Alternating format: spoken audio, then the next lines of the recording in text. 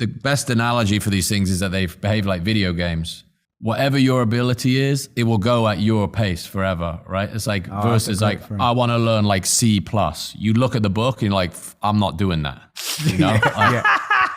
We all laughed too hard at that one. We've all been it's true though. It's true, right? How many of us tried the HTML Hello World? Right? Everyone's done that. I've done that one, but the C one hit me because that's the hardest one. But even like socially, right, or societally, I should say, the pace at which you used to have to learn was so different than the pace at which you do everything else. Like if you're on, Instagram or your computer or playing Fortnite or whatever else, you have like 2-second feedback loops everywhere you go. And then it's like, oh, now I want to do this like value add thing. I have to go read a textbook, 100 pages of it and go line by line. And this has completely collapsed that gap. So it's like people who I think would not even have attempted certain things before now have an interface to building the idea that is so unique and custom to them and how they learn, how they think, that it removes that barrier entirely. Like, all right, welcome to another episode of Not Investment Advice. You've got Jack Butcher, Trung Phan, Bilal Zaidi. Boys, it is AI Doomer Day today. We're going to be discussing how do we pronounce it? Citrini? How do we pronounce it? Citrini Research. Right. Citrini Research had a piece go viral, the 2028. They should have called it 2028 Apocalypse, but it was really called the 2028 Global Intelligence Crisis, a thought exercise on financial history from the future. Really good piece, worth your read, but probably you don't even need to read it because we're going to talk about it for the next 45 minutes. No, you should. People straight up, they call it doomer porn, right? Can you guys describe to me what AI doomer porn is or bear porn? One of Jack will know this. We got flagged 4 times for YouTube already. I like it. They're like bear porn. What's that? Animal related. All right, go on, Jack. What are you going to say? Well, the doomer frame is basically the idea that all of this technology is going to contribute to our destruction, downfall in a very ugly and aggressive and horrible way. People have like sort of framed it in different ways over the last few years. What was the guy that's really Eli? Is it Eli Yadowski or?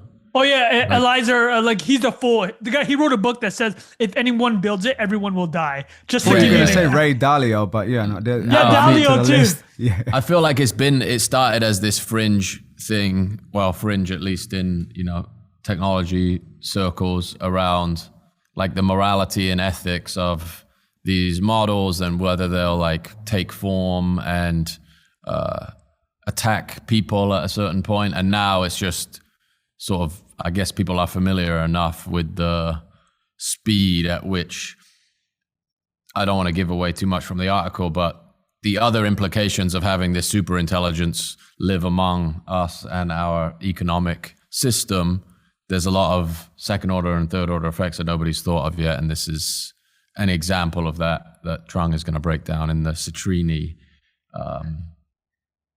summary. Yeah. Yeah, let's do it. Okay, but you got, Jack, you read it, right? Yeah.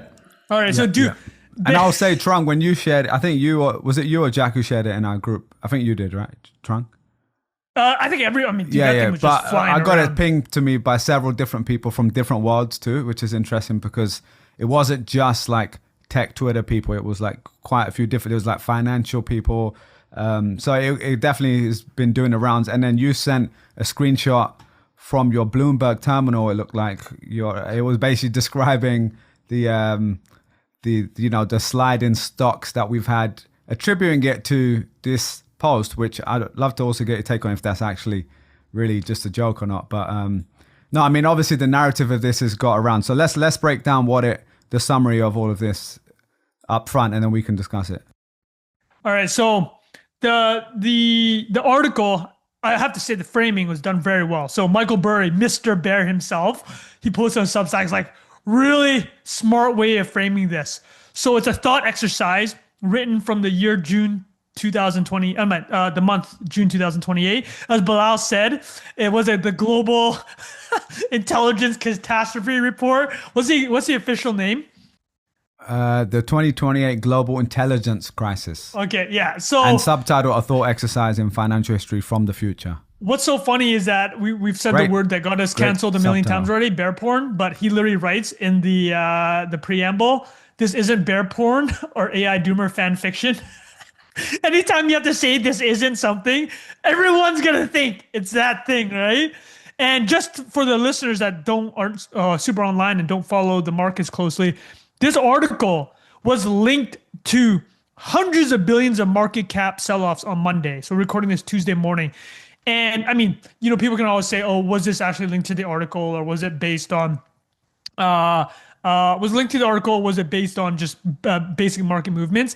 The size of the movement, specifically in DoorDash, which is mentioned, and the credit card sector, which is highly mentioned, is just indicative that it was related to this article. And I want to ask you guys one thing. And we've talked about it here before. This is very, I think Jack has talked about the subject a lot, but there's basically 100 people, decision makers right now, that are deciding the fate of the economy because of how it's all propped up by AI. Every single one of them are on X. They're all addicted to X. They're all posting nonstop, except for Dario, basically. And it's actually crazy. It's like when people talk about, oh, X is dead, right? It's like everyone left X, go to Blue Sky, go to Mastodon. It's like, I don't think people that aren't on X understand how much of AI is happening on X right now. And that's propping up the entire stock market and the economy. I love your guys' thoughts on that before we ripped into this article. Yeah, definitely town square, as we've always talked about it.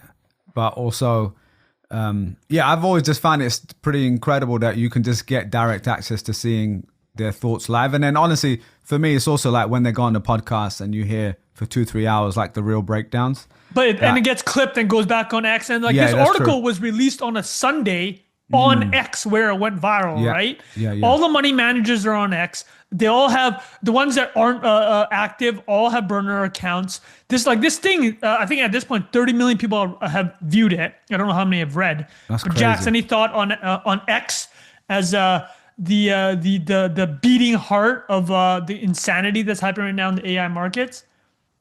Yeah, I think there's more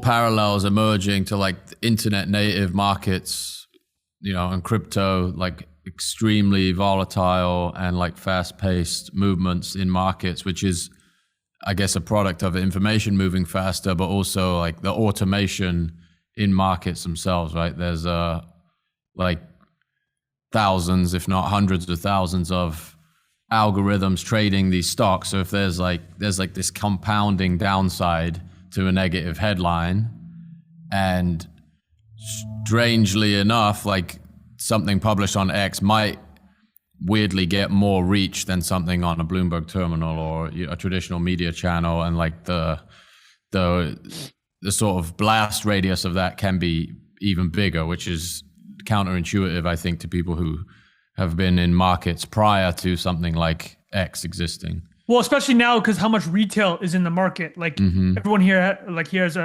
dabbled with Robinhood. I know Bilal. Do you use Robinhood, Bilal? Yeah, you do. It's like in the last 5 years, started with GameStop, but the amount of retail participation now on Reddit and X, it's insane. The money flows that can happen from something going viral.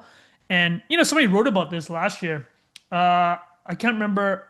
A big money manager wrote that basically a lot of fundamentals are just completely removed from price now. So much of the meme-driven stuff is the flows. But let's get back to the article. June 2028 is when it's pretending to having been written from 2.5 years from now. And we've talked on this podcast the last 2 weeks about the step change advancements in the coding tools at Anthropic, so Opus 4.6, and at OpenAI, Codex 5.3, the coding tools.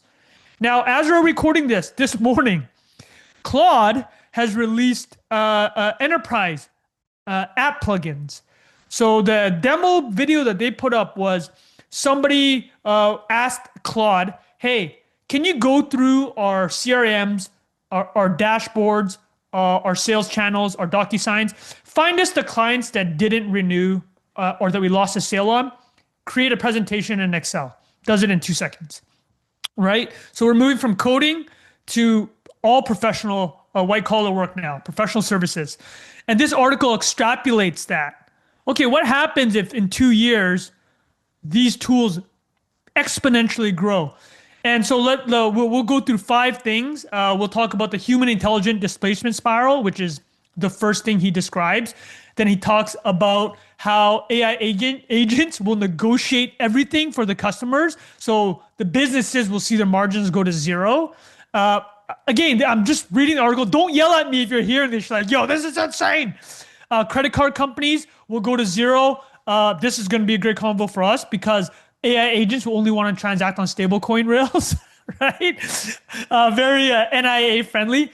This one would be an interesting one. Indian consulting shops are in trouble. I think this one actually has a lot of validity because we're already seeing the impact with these tools. And then private credit and mortgages will all unwind because no businesses are making money. All white collar workers are laid off. So we'll kind of roll through that one by one, and I'll give you guys thoughts. Okay, the human intelligence displacement spiral. I'm gonna throw it to you guys with a quick summary of what he's trying to say. Okay, these tools are amazing. You can vibe code a DoorDash replacement, as we joked on before we hopped on. You can vibe code a DocuSign replacement. This doesn't necessarily mean that these tools and these SaaS firms are gonna get replaced.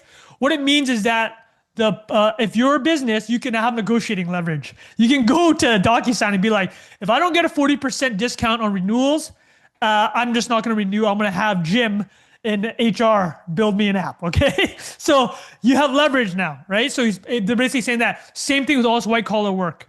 You have leverage now. It doesn't mean you won't have an accountant, but you can tell your accountant, hey, listen, you're charging me X an hour. I want 50% of that because I can just do it myself, right? So all this all this negotiating leverage comes in. And he describes this as the human intelligence displacement spiral. It's a doom loop. Because here's what's happening. Take ServiceNow, which is an example. ServiceNow fell 3% on Monday after this report. He goes, imagine your ServiceNow. You're getting your margins negotiated down. So what happens? You need to cut headcount to keep your margins up, right? Employee headcount's one of the biggest expense line items. And now what happens when you cut employee headcount? You got to keep running the business. So what do? You buy more AI agent seats. You give more money to Anthropic and OpenAI. You're funding your own demise, right? Do you guys see why they're explaining it as a doom loop? You're making the tools better. It's forcing you to fire people. It's forcing you to use the tools more. So they explain that. So you save on the labor, but then you reinvest that saving into more compute, essentially, right? Yeah, and you're going to lose margin. And then the AI also gets better. Exactly. You're putting more investment into it. I want to throw that instantly to you guys. Let's just hit the rebuttals right away. What is your instinct to that? And what is your first, I'm not into that thesis? I think there's only two things that pop into my head are, and this is not, I think this was debated thoroughly, is like the companies that do have these moats it's not just a technical thing, right? Like DoorDash, the monopoly and the network effects of DoorDash are way more about all the restaurant agreements they have, the scale they have, things of that nature. Maybe that's like neither here nor there. Like it's not non-feasible that someone could create a competitor to that. It's just like you're saying, like the compression of the margins and all of this stuff is going to be aggressive because the cost to develop the technology is decreasing. Yeah. And then the other thing is the argument that we've had for a long time is like, oh, you're going to be able to basically become more productive, right? Like these companies, if everybody that works there can now do 10 times as much work, the idealist point of view is like productivity just goes up. But the rate at which the rate at which a company can grow is not necessarily consistent with how much an individual's productivity can increase, especially in a big company, right? Like for your productivity to increase, this may be a massive oversimplification. Let me get Bilal's MBA on the yes. rebuttal to this. But the idea that like, because you're becoming more productive, there's like 10x appetite for your product is not necessarily true. It's definitely not like a universal rule. So in the short term, these tools are insane. Like the idea that you can replace a person in your organization with a well-written prompt is not an exaggeration anymore. And I think that's true in like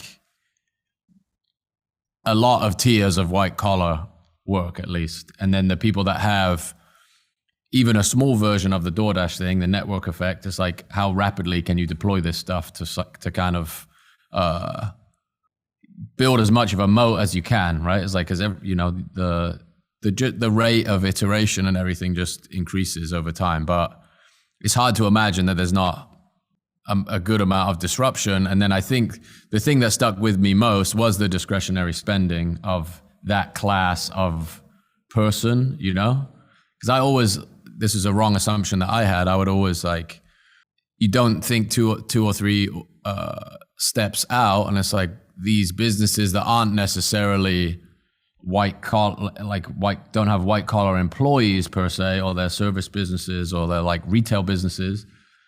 They all rely on that portion of the economy and income to function. So I think that is like, for me, that was like the most panic-inducing framing in that whole article, is like, if white collar unemployment goes up 2%, 3%, like the ripple effects of that on tons of like discretionary purchases is massive.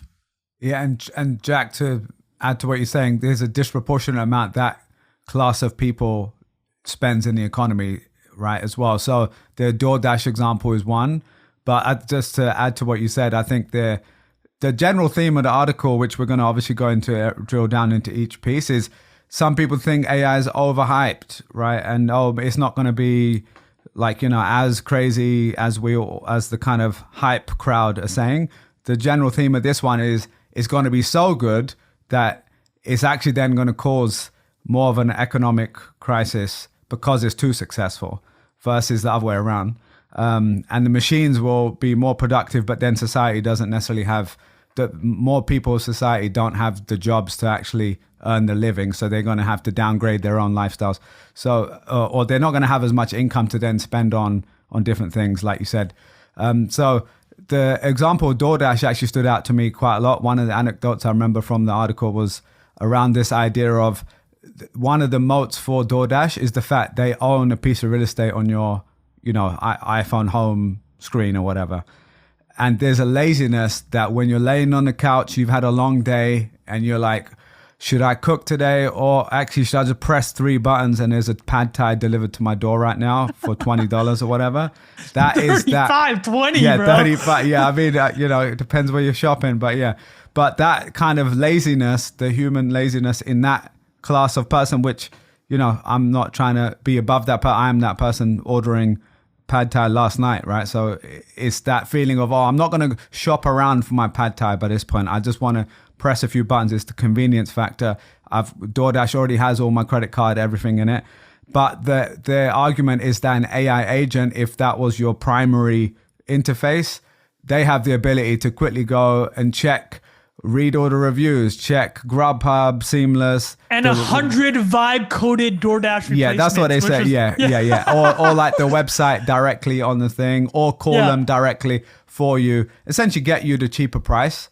Yeah. And that marginal, $3 is not something I'm willing to spend my own time and capacity on for an hour worth of Bilal's time, but a button to the AI agent to do it for me in a few seconds or a minute, you may be willing to do that. And that compresses the margins. And that is a very specific slice into, a local economy. If you extrapolate that into much larger businesses, SaaS, B2B, even like higher ticket purchases, think of cars, anything that there's a little bit less transparency in the pricing. That is where the AI agent doing the legwork, which a human wouldn't do, actually makes a lot of sense. But the key point to what Jack said is, if that person now doesn't have a job, and the example they said is like $150,000 a year Salesforce employee is now, and I don't necessarily agree with this part, but now they're driving Uber. That was quite a big jump. That was. So, but not to say that won't happen to some people, but they are now earning 50,000 instead of 150,000. Maybe they are cooking their meal prep at home versus ordering the $20 slot bowl or $35 slot bowl by that point. So that is Private kind of taxi for your burrito, boy. Yeah, the taxi for your burrito, exactly. Well, Bilal, actually, I know we're going to walk through the 5 things, but you've already touched on some of the other themes. I want to address those specifically. So you made 2 great points there that are worth talking about, which are themes of the article. It's this idea that it's going to destroy all these businesses' margins, right? And then he says it leads to the number he had was 10% unemployment in June 2028, and the market's down 40% from all-time highs. That's what's unemployment right now to compare? It's about 4 or 5, but yeah, 10% is about great 2008 levels. That's And, massive it's a high issue number. territory. Yeah, you need the government intervention at that point. But Bilal, something you brought up, which he doesn't deal with at all, and a lot of people brought this up on the interwebs, is like, well, hold on a second here. If there's lots of money being saved, right, because these businesses are losing margin, somebody's benefiting, right? Bilal's $35 pad thai might be $15 now because the economy runs so efficiently. So even if, let's say, the you are down to 60 grand driving DoorDash because you've been replaced as a white collar worker, you actually don't need to have 100 grand to live anymore because the deflation that's being caused by technology is crazy. And he's basically saying is like the thing that we talked about, mentioned as a point was like, we're gonna have a mortgage crisis because all those white collar workers won't be able to service their mortgage. Buy houses, but then people are just like, hold on a second. If you're paying 10% of what you wore for various goods and services, you can actually keep servicing your mortgage on a 60 grand a year salary. Let's just put a hypothetical, because your buying power has increased by 4 or 5 times, right? The other parts of your spending are deflationary. Exactly. So he's basically saying like the biggest criticisms were like his extrapolations from the micro were completely wrong when it got to the macro level. It's like he just left, oh yeah, okay, business will go out of work and white collar workers will stop getting these high 6-figure jobs and they're done and mortgage market's done. But it's like, wait a second. If what you're describing is happening, then the deflation in the economy is going to be crazy. It's like, we don't have to pay for anything. Everything's free, right? So the scariest things, real estate, obviously very scarce, will still hold value and people will be able to service it. So I think you brought up 2 very, I think that was the biggest rebuttal to the economic side. And secondarily, he also kind of hand waved the way that the government can intervene because he said it would happen so fast. He said, so I'll present this to you guys. So one of the points that we were going to talk about was that the economy would this 2-year, June 2028, just happens overnight. Everything we just described. The government's just caught, with their thumb up their ass, right? Can't do anything. But hold on a second here. We literally just had a global pandemic when we shut down the entire global economy, right? Overnight. Mid-February to call it 2 months later, no one had any idea what was going on. Everything was shut down. And there was a policy response. It overshot. It looked like overshot by a lot with the amount of government printing, lots of fraud, etc. But the demand was still, the government was able to print themselves into demand. There are a lot of bad things happen in the economy afterwards, but the idea that you couldn't respond, I find a little bit hard to believe. So I like your guys' thoughts on that part, the government's ability to respond. Jack, any thoughts? I mean, is it worth bringing in the Optimus marketing language around this stuff, like universal high income, don't save for retirement, like the stuff that we talked about a couple of weeks ago? The idea that like the entire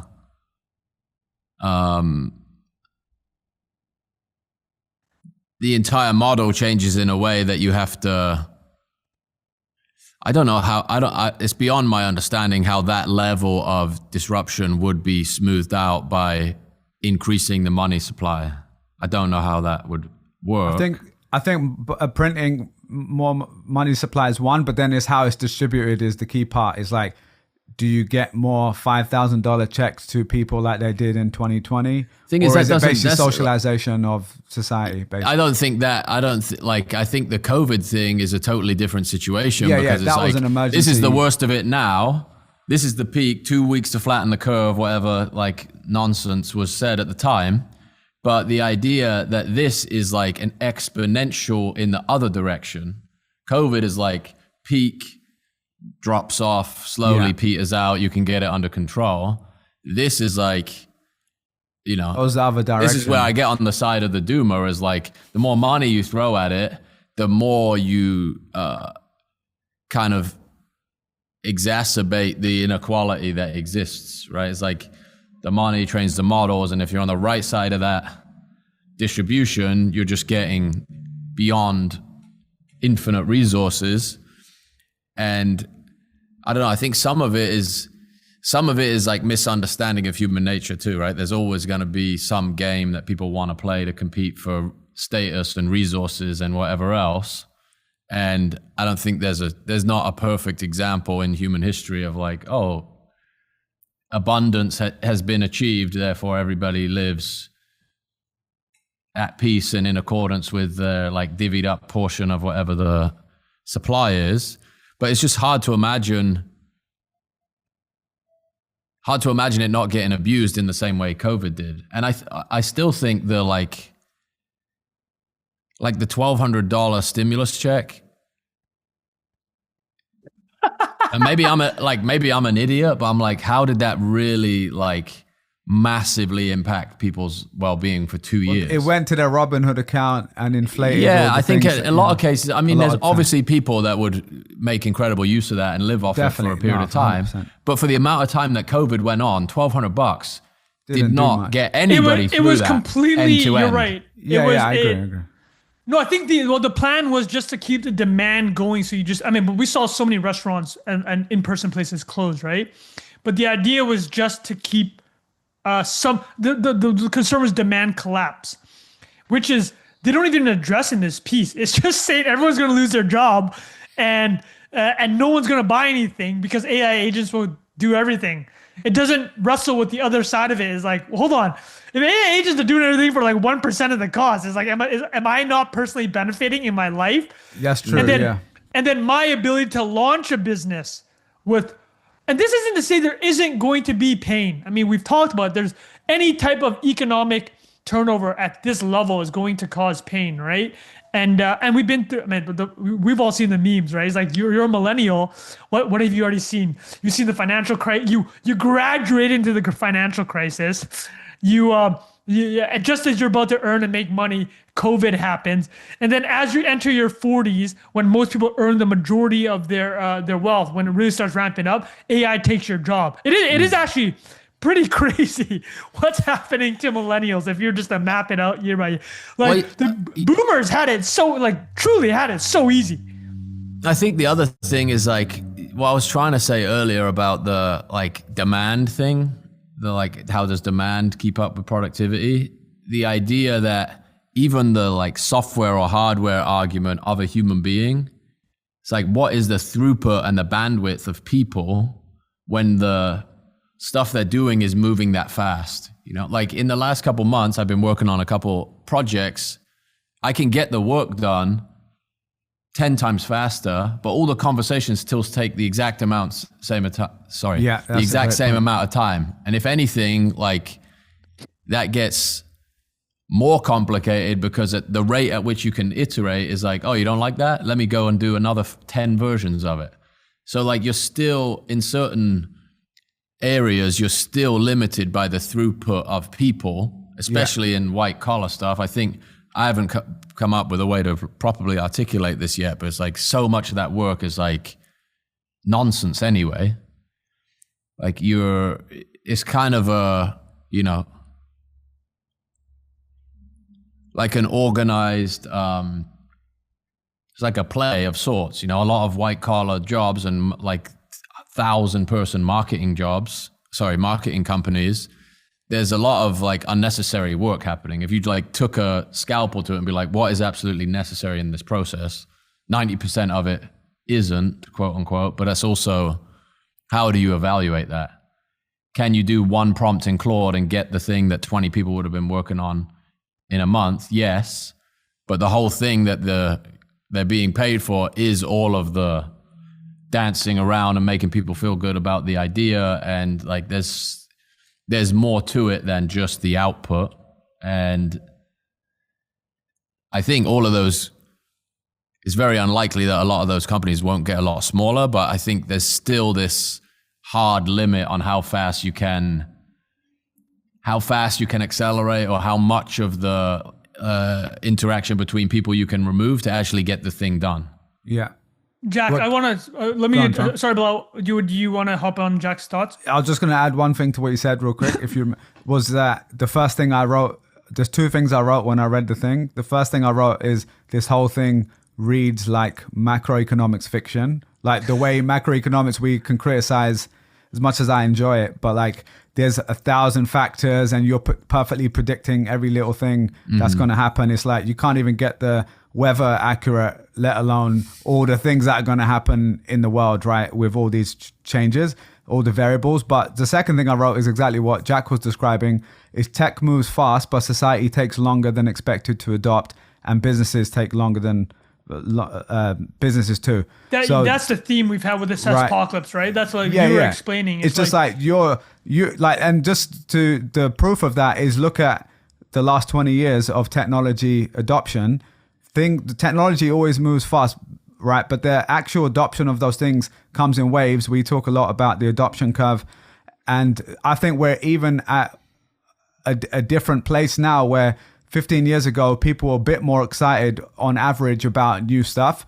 Whereas now there's a lot more like doomerism in general. Yeah. People have a more of an anti-technology view a lot in certain segments of society, where they're like, oh, social media is so bad and internet so bad and we need to go back to the old ways. But then they're also using DoorDash to order a slot bowl, right? So there's a different, sometimes people think they're anti something, but their behavior is different.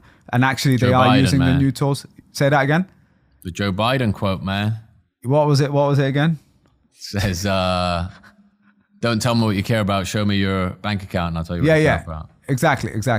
And then the Joe Budden. Wait, Joe Budden, not Biden, right? Joe Budden. Joe Biden. Jack started saying that. I'm like, it is Biden. Yeah, that's funny. That does sound like something Hunter would say, but yeah. Anyway, go on, Trung.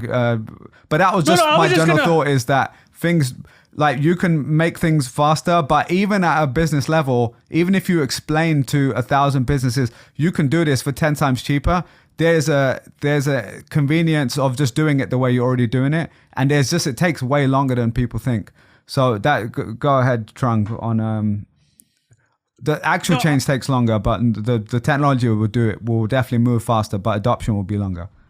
Yeah, so all I was going to say was Jack made such a great point, and I love your blah. I also to hop on this too is like the idea that Brian Eno has this great quote.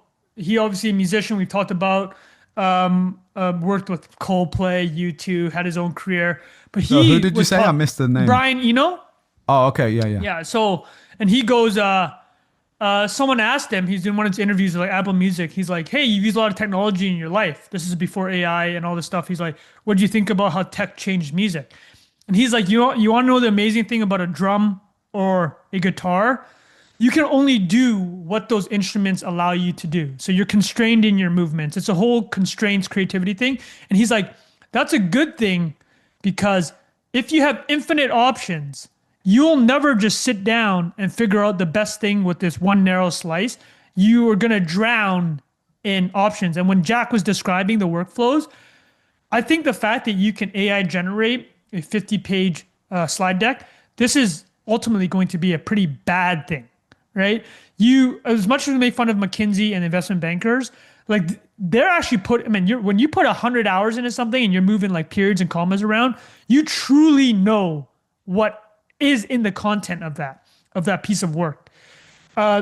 Having no restrictions is, I think it's gonna be a problem. I think we have to, same way with internet, infinite content.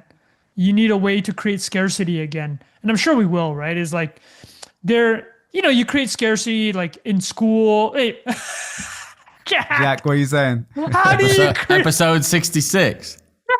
How do you create scarcity? What do you use? What an encrypted ball of what that can transfer $1 billion where?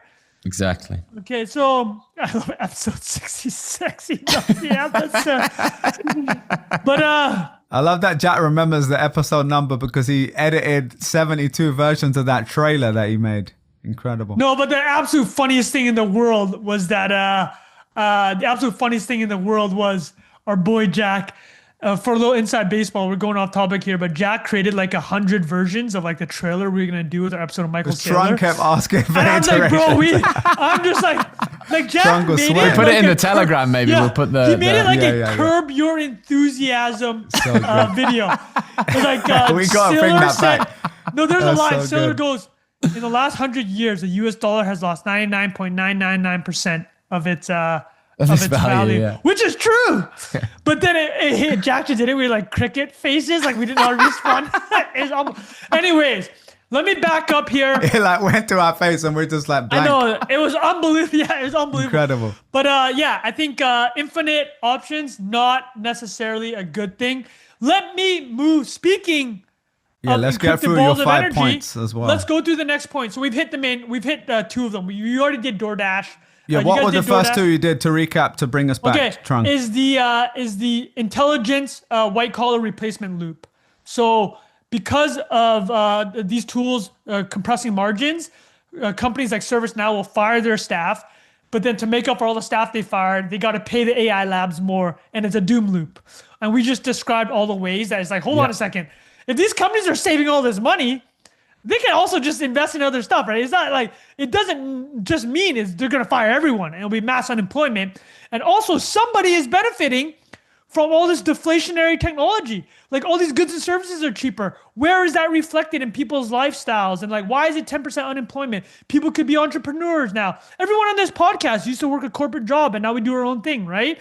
It's like that can actually happen easier now because Bilal, for example, his agency, I'm not saying he would do this, but somebody could spin up an agency in any vertical and you literally could have 10 agents working for you, right? It's like, not saying that they're perfect one-for-one replacements, but they can do 50% of the job. So there's that Or aspect. sometimes 150%, to be honest, or more. Like, it depends on what you're doing. They don't sleep. These motherfuckers don't sleep. That's true, yeah. Do you But guys Trunk, remember? did you mention the phrase, like the ghost GDP thing? Did we talk about that already? Oh, great. Because it's kind of related to... Yeah, do you want to explain what that was? Yeah, I've got it in my notes here. So it says, so this phrase ghost GDP paradox, which is about the AI drives massive productivity gains and record corporate profits, but the benefits fail to circulate through the real economy. So think about what we look at macro level. We see GDP numbers print, right? And we see, oh, we're growing at X%. So what they're describing is we continue to see that number grow. And some people predicting 5, 6, 7, 10% GDP growth. But then the point is what's actually driving that growth are, in their opinion, like their scenario are these robots, essentially. Yeah. They're driving growth, not people driving growth. And it relates to those people then not necessarily earning the money themselves. What's being generated is money that's then just going to like a corporate, entity or something like that.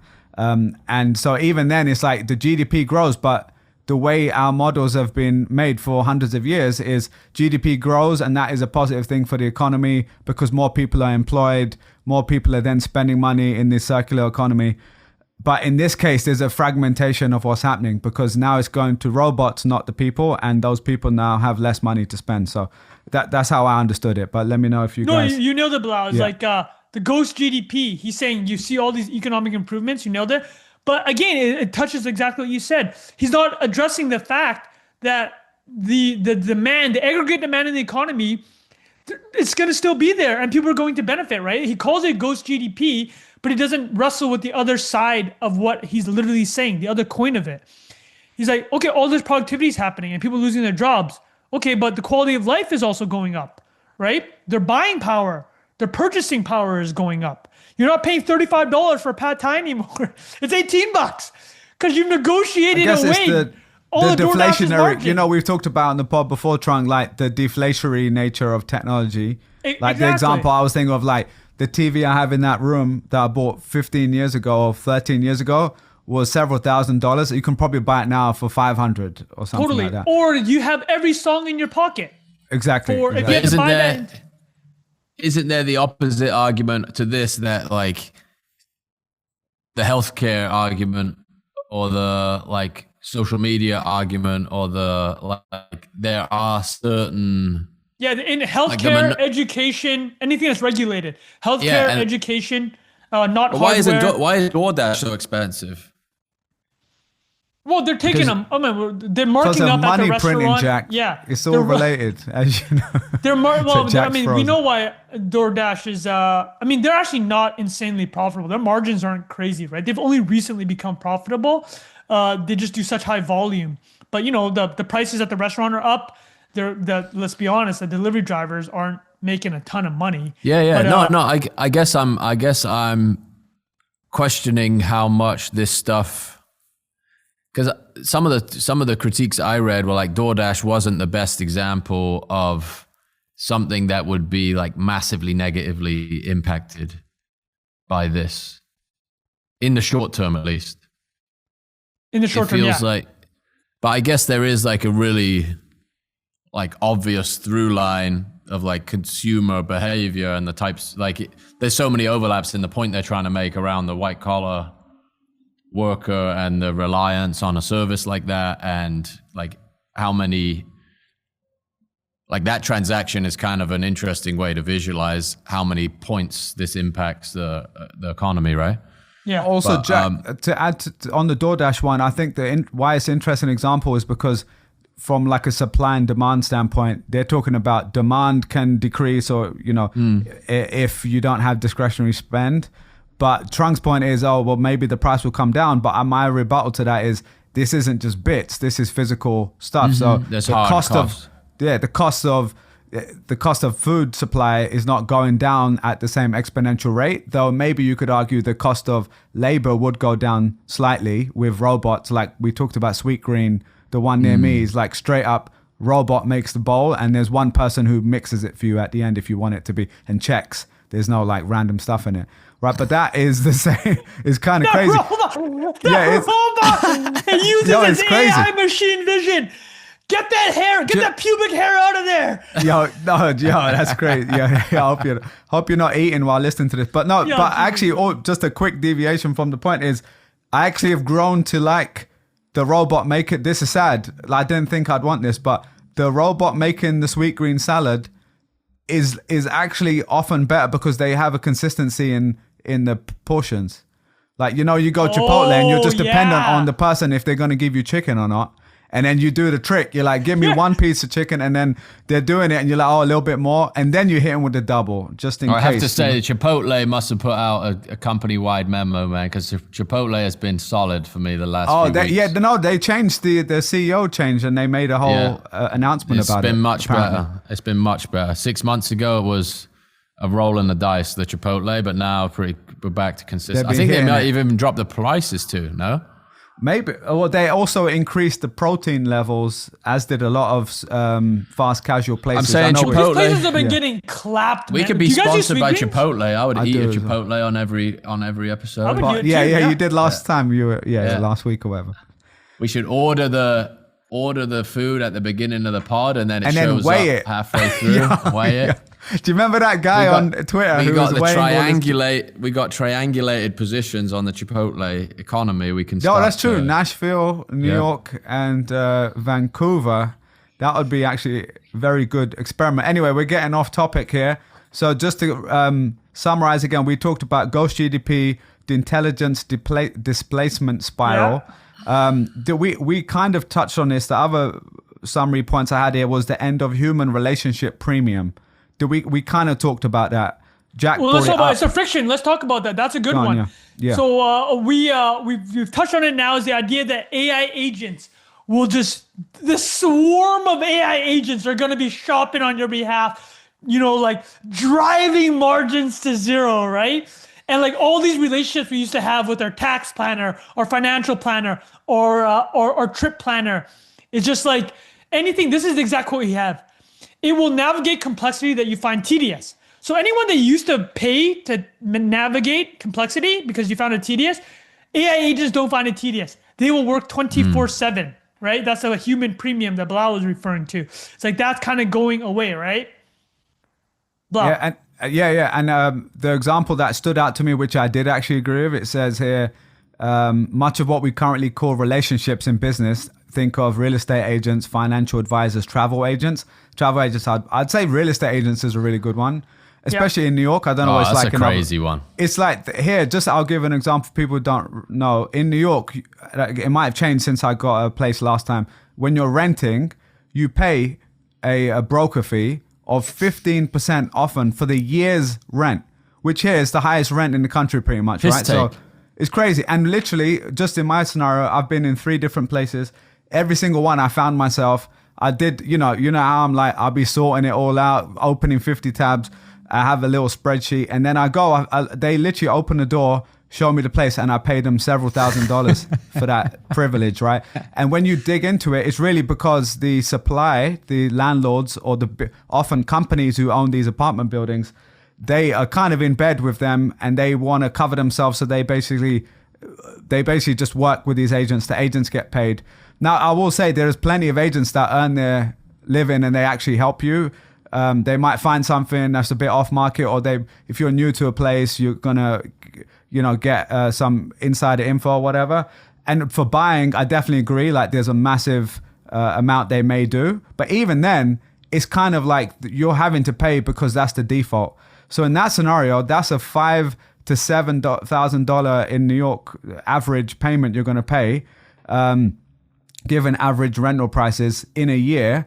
That now you can say may get compressed because maybe that is not needed. Now, my rebuttal to that is also that there's been technology already for 20 years that already exists. Zillow. Yeah, right? Zillow. It's like, no, but exactly. It's like it's already taken away the entire information advantage that these real estate agents would have. But that's the truth, though, is that in 2026 they still exist because of legal stuff or social regulatory norms, the stuff that we were regulatory talking about, stuff, right? or the landlords are stuff. old school. Exactly. So that's the argument that I said earlier, which is things take longer. You don't just get an AI agent doing it all because you already have Zillow that exists, and it's not actually changing what's happening here because of bureaucracy essentially. So yeah, that was the end of human relationship premium that they argued for. Let's do the stablecoin one. So this one was interesting because we saw, I think, 80 to 100 bill, depending what time of day yesterday, of Visa, MasterCard, Amex, and Capital One getting wiped. I actually sent this in our group chat, and I think Jack commented on this one with like, this is so dumb. Jack was like, this is so dumb. But let's just reel off. Bilal, did you have thoughts in that section? Because I know you remind me. So the summary was saying that going back to the idea that AI agents agents will shop for you nonstop. They're not. Yeah. Again, they don't. But they don't care about they would rewards. prefer using stablecoins. They want the fastest settlement and execution possible, right? And so I would agree that given today's scenario, mostly that would be the case. But that I would also still question that assumption. Because it is, if you're saying to the AI agent, objectively, what would you prefer to use? They would say, well, they don't care about stable coins, or even they can use a credit card too, right? Or they can use Venmo, which is a service you can use here for free to transfer money or whatever. So they would say, well, I'm going to use the one that is free or cheapest and fastest and secure. So yeah, long term, probably the stable coins would be better, but I wouldn't say that's always the case. To be honest, like we've used Venmo between us, right? We still use Venmo over stablecoins. Yep. So these things do not happen overnight. Yeah, exactly. But sorry, go ahead. So let me. I was the Jack's back. Hop back on. I'll lay out the thesis again, Jack. So AI agents shop on your behalf. They want to transact. They don't care about rewards. They don't have any loyalty to a card. Interchange in the United States, that's the merchant fee that gets charged, is about $100 billion pot of money every year. So these agents are going to be like, hey, somebody made an incredible tweet. He's like, your agents are going to bypass Visa, MasterCard duopoly and exchange on Fartcoin. so like, dude, absolutely unreal, right? And the counters Bilal's kind of touched on is like, these are just not... The credit card business, which is quite extractive if we're being honest, But there's a reason why these things are just like the biggest money printers ever. The network effect that they created, every merchant in the world is uses Visa or MasterCard, mostly Visa, right? Visa is a $550 billion company. Somebody brought up a great point. Credit cards are authorization. Stablecoins are settlements. Here's the difference. Authorization is literally if I'm traveling in Europe and I'm in Barcelona and I'm buying some of those, those patatas. What is it? What's it called? The patatas? Bravas. Patatas bravas. Oh, With yeah. I'm giving cerveza them on my the side. credit Some card. Ramon. There you go. Yeah. So what's happening when that credit card transaction happens? Visa's contacting my bank and being, yo, does this dummy have enough money for these patatas bravas? Yes, he does. Okay, the merchant is like, cool, we're making this transaction, right? The settlement happens a few days later. It's like 1 to 3 days. That's when the money moves between the banks. Stablecoins right now are primarily a settlement layer. You're just settling those transactions faster. You're not doing any of the know your customer, anti-money laundering, chargebacks. Well, if you reverse charges like that, right? A lot of stablecoins are trying to introduce that now because one of the things about crypto is the idea that there was no chargeback. It was final, right? That's the whole idea. There was no intermediary. There was no centralized intermediary. But you know what? I like chargeback. I make really dumb purchases in my life, and then I yell at the person that sold it to me. How many chargebacks do you guys do, and it's fully your fault? You're just like, this is not what I wanted. Actually, at 1 a.m., when I saw that on Instagram, this is exactly what I wanted, right? So chargeback. This is what interchange is paying for. Interchange is paying for a lot of things that you don't take that $100 billion. Now, does it have to be 3% at the merchant? I don't know, probably not. Amex is quite expensive. I think Amex is 3 to 5% from the merchant. It's the most expensive of them all. And that's why if you ever go to a mom and pop restaurant, you go to a Vietnamese pho shop that doesn't take credit card, that's why. They can't afford to give the 2% margin, right? Or they won't specifically, capture debit. no Amex. No Amex. They can't afford that margin. So there's a place near me that only accepts cash or Amex, which I'm still trying to figure out what they're doing. I don't know what's going on there. Like, it's the opposite of everywhere else. It's a barbell, right? They probably have some the crazy barbell. arrangement. And also, we're being honest, I'm not calling out Vietnamese restaurants. You also know why these places are taking cash. They're not reporting everything, right? It's like, we all know that. I'm not calling anyone out. But, Go getting margins from somewhere, Trung. Yeah, exactly, right? So the credit, that's what people were just like, I think this and the DoorDash were the two ones that, the through line of the similarities of both of them. DoorDash is a three-sided marketplace. Merchant, right? Consumer, and delivery drivers. That is an extremely difficult thing to spin up, right? It's like, we call it here, what's the term? It's what's the term when, the Schelling point. It's like everybody centralizes to one thing because it's just way easier, right? And the same thing with the credit cards. They spent decades building these multi-sided networks. You're just not going to displace that overnight. So I think this one was a massive overreaction, and I'd love your guys' thoughts on it. I guess I gave mine already a little bit before. So, Jack, any thoughts? Or if not, no worries. We can move to the next one. No, I guess where I've been spending more time thinking about it is less on the transactions replacing what you would do on your credit card, but even like API calls, where you can do a transaction for 1 cent or 2 cents or 5 cents. Right now, all the payment processes on the internet, like Stripe, I think a dollar transaction has the 29-cent fee and 2.9%. Yes. So it basically is an entirely different category of economy and transactions that this unlocks if you figure it out at scale. I know Stripes can get in that game as well. And right now, I guess that works as you buy credits or you sort of run up a bill with a company, and then you can still make microtransactions, but you're just getting charged at at certain intervals, or you're buying credits and then but this is way more fluid. Velocity of money goes up significantly when all of this stuff can move around in tiny increments in real time with actual custody. I just don't buy the fact that all of that KYC stuff isn't just going to show up to this at some point, right? It's Wait, you mean in stablecoins? stablecoins? Show up the stablecoins. 1,000,000%, yeah. Yeah, I guess in some Definitely ways it happening. already is in if you use Off-ramp. Coinbase or Gemini. Yeah, yeah. Like you need to already basically have KYC pretty much. What about the rewards loyalty part? Let me ask you guys, how much would that have to change for you to change payments?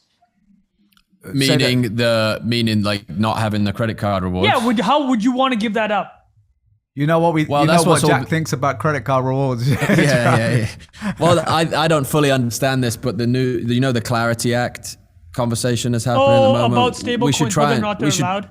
Yeah, we should try and decode that, because I would honestly would love to hear the Trung debrief on that. But the idea that banks are obviously pushing back on the idea that you could get yield off your stablecoins, but maybe the like monetary Duma takes that I've heard on that is like that is the only path to saving the dollar, essentially, is you massively expand custody of dollars and reliance on treasury bonds to issue the yield that people would get for holding dollars. And making that digital and global is obviously like 100xing the market for it overnight. That's the argument, right? 98% of, I think 80 to 90% of stablecoins are backed by U.S. Treasuries right now, right? Yeah. The most liquid, quote unquote, risk-free asset. Exactly. And Sorry, to clarify, Jack, you're saying it's a positive thing for the US dollar. Yeah, US because it has to be backed by US dollar. Yeah, okay. just way more reliance and way more, the money printer is more decentralized, essentially, in some ways, right? There's more people relying on that yield as opposed to that being concentrated with all these banks that are taking risk to pay the yield by like, YOLO allocation into whatever stock is, or mortgage bonds, all these different things that banks do, versus the government money printer, which is like obviously the highest form of backing you can get. I forget how I got off that point. Yeah, it feels like that is a big point of contention, but it's also feels like entrenched interests in traditional finance and like governmental interest in like long-term security of the dollar and reliance on the treasury, like treasury bonds, are in direct competition there.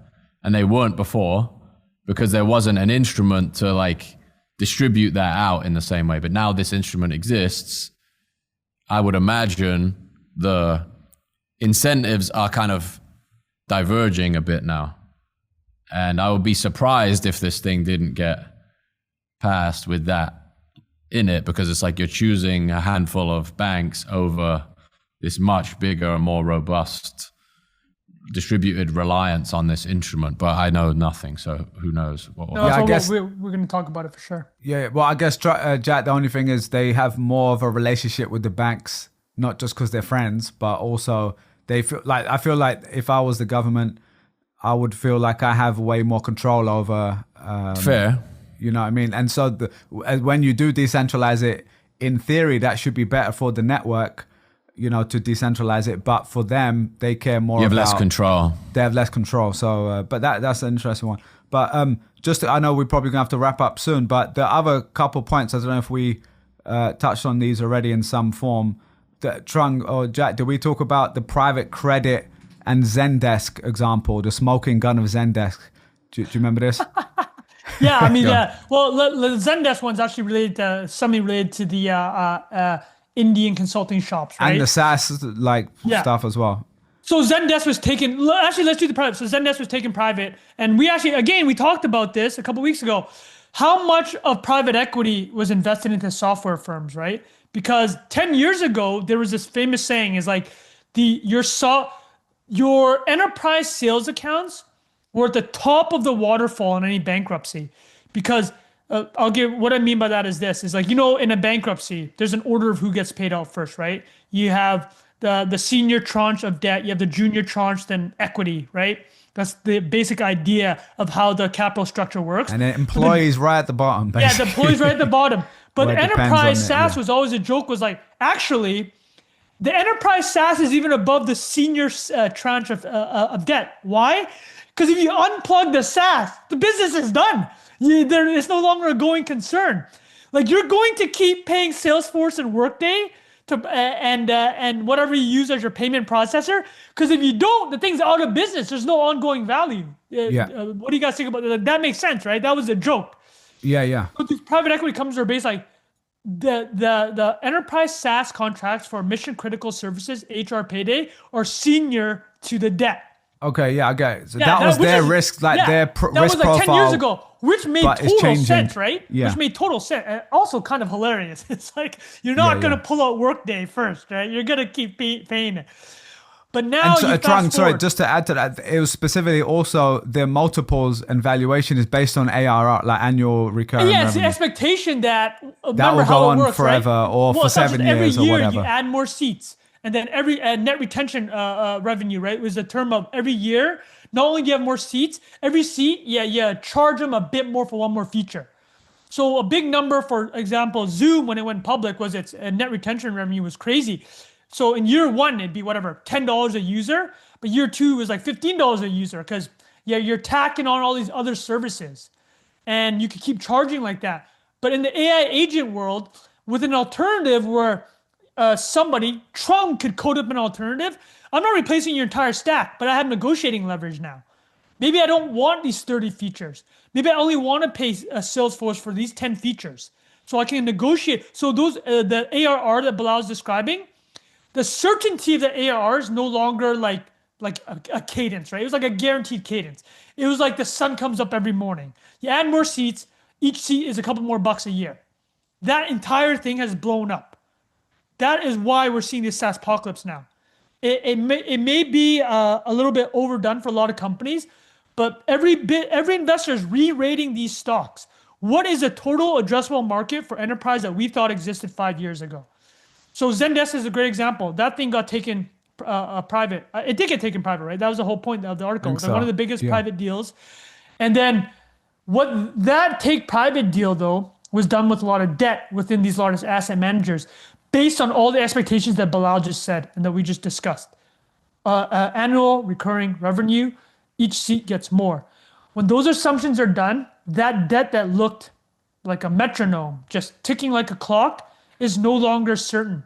So private credit, I think right now PE, I can't remember the number. I think 15 to 25% of PE is in enterprise SaaS software.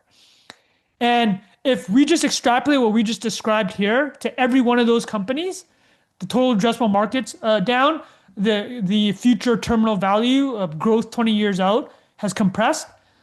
Those companies that you bought with debt now, call it whatever, 10 times revenue or 20 times earnings or 10 times EBITDA, that's probably a 5 times EBITDA company now, right? Yeah. So you've destroyed these portfolios, and that's what he called the private credit implosion.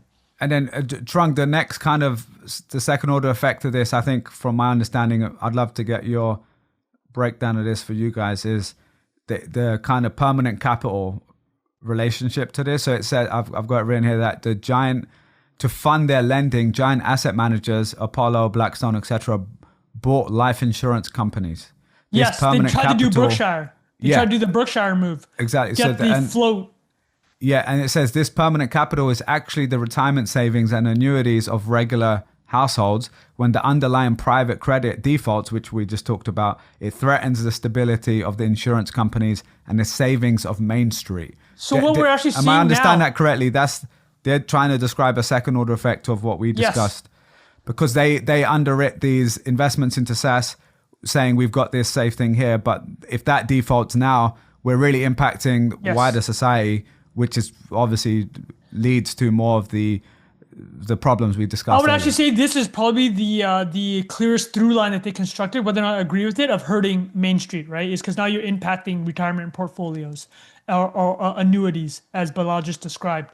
And so, but an interesting part about this, and which makes it not science or fiction porn, is that Blue Owl, if you Google Blue Owl, some people have seen this, they do private credit products. They've been gating withdrawals, and it's become a pretty big thing because they're heavily invested in a lot of these enterprise SaaS companies, and also invested into AI data centers. So they're kind of the front. So Blue Owl, look up Blue Owl. Sounds like Google steady it. lads to me, Yeah, Trung. it sounds like steady lads to me. Right? Sounds like the Deploying Burry capital. the looking at the computer meme. Yeah.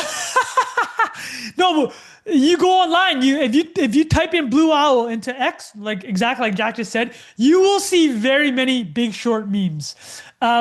So blah, I love that you brought that up. That was one contagion mechanism that they said that would have really collapsed the economy.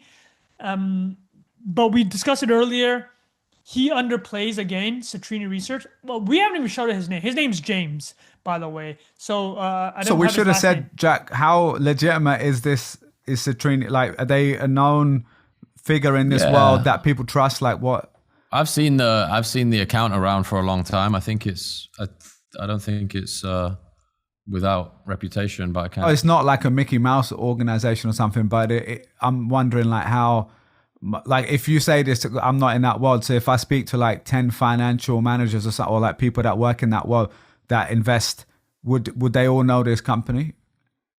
Do you know? Trung? Citrini? That's No, probably- it's a not a niche-ish. well-known Substack, but it's not like Michael Burry. Although Okay. that's changed. That's true. changed. Okay. Yeah. Fair. Okay. All right. Any other points? I know from your original 5 points, did we get through all of them? Yeah, we in hit some we hit capacity? everything. We hit I'm just seeing everything. if I had any. We talked about scary scenario isn't AI failing, is AI succeeding too well. Product. I'm just trying to recap because we talked about so many I different love things. how you said that. No, Bilal, what you said was really important though. This is a science fiction basically of what Yeah. happens if AI works too well. Yeah, Right? And we I thought it haven't was a talked great about- thought exercise. That's what I'd see it as. But and then we talked about ghost GDP. Yeah, we talked about the AI creating self-reinforcing layoffs. White-collar jobs, not blue-collar jobs, are the epicenter. AI agents destroy friction businesses. Did we talk about that? Yeah, travel booking, subscriptions. Yeah, I think we covered most of it here. No, Did we we did. talk We much covered- about the housing? We kind of touched on housing being impacted because people have less income. They therefore can't We buy touched on it. He doesn't Yeah. address the fact that they have more money. In some capacity, you yeah. extrapolate all the productive deflationary savings. So I would say, Trump, would you not agree or disagree to the fact that if someone loses their job, maybe they're paying slightly less for certain things, but the biggest thing to their well-being and income is their job, right? So I think if in this scenario it went from 5% Emotional to 10%, impact for sure. Yeah. but not just it's emotional. fair. I'm saying like your stability, like your ability to buy a house primarily is based on you being employed or having income. Yeah, no, you're right. I'm just addressing specifically the mortgage section, but which is a big part of the economy. Like he's saying, you're gonna have a mortgage crash in prime mortgages because of all these San Francisco coders are gonna be unemployed. Yeah, And okay. he doesn't address the other productivity side of it. And then we tried to plug the hole. Although Jack had a good rebuttal, I was saying that the government could plug the whole demand in the short term by printing money, giving out checks. But Jack's rebuttal to that was like, was this actually ultimately useful in the end? And I think actually, Bilal, you make a good point. Is these things are addressable, but we haven't even fully seen the effects of the COVID print. Right? Is massive layoffs actually in a lot of parts of the economy. Like we talk about big tech with these big layoff numbers, and yeah, we haven't even seen the full effect of the print up and down from COVID. We don't even know what that's going to be. So it's not Yeah. to say that we can paper this over. But it's a good thought experiment. He doesn't address every angle, which is unfair to ask him to do in a 70 word article. Yeah. The last thing I'll say that I think I do kind of agree with is this idea of like I've got here is inequality explodes because AI rewards capital, not labor. That part, I'm just trying to make sure I agree with all of it. In the same way, for the last 20 years, if you aligned yourself with technology and the internet, you did very well. And even at a macro level, business-wise, the companies that embraced using the internet early, e-commerce, digital marketing, data-driven decision-making, all the things that are core to that way of doing things, generally improved and succeeded. If you just look at the stock market, right? Like 7 of the top 10 companies are tech companies or whatever. I think at a individual level though, that was the same. Like you did quite well. That doesn't mean you couldn't have been a doctor and done well, and you couldn't have become a lawyer and done well. But now I think it's even more extreme. In the next 10, 20 years, probably, if I was guessing, at a company level and an individual level, if you're not aligning yourself with at least understanding how the stuff works to be able to be the person who can now use 20 years ago Excel when someone else previously was doing it in a manual way, or the person who came in and knew how to use PowerPoint, and the older people were like, or not always older people, but people that weren't learning those skills didn't know how to use it. In this way, it's the same. Like it's like if you're not using the tools and know how to prompt and how to use all these things, you're going to be kind of like the person who doesn't know how to use Gmail, and you're like, or the person who doesn't know how to do a pivot table. Right? No shade on anyone. By the way, my pivot table game is awful. So I'm surprised given your background, but fair enough. But yeah, that was the only thing I'd say, is that I do kind of agree with that. And at a society level, I do think not to sound political, but more like the inequality of income and wealth distribution, I only see kind of expanding. That gap would only expand with the people who are aligned, or the companies that are aligned, and even more extreme, because now you might not even be needed in that company. Previously, you could get a job at a tech company, do very well for yourself, and you were gaining from the stock going up and your income going up where other people weren't as much. Now they might need less of you as well. So that's the only doomer part that I generally take. But I'd love to get to wrap it up, your general takeaways, boys. What is your part you agree or disagree with, like your general take on all of this? Jack? I don't know if I have a single takeaway. I think what we talked about covers mostly how I've been thinking about it, honestly. And totally agree with what Bilal just said about being in the Twitter bubble too, is like you don't really know how close you are to this thing. There's this image that's been circulated around, if you guys have probably seen it, the 1,000 dots that are the human population. Have you seen that one? Is this the one that was 0.3% of people? Yeah, but honestly, I actually don't think that. I think it actually shows the opposite of what they're trying to say, which is you're so early to AI because only 15% of literally human beings on planet Earth have used a free ChatGPT. That's insane.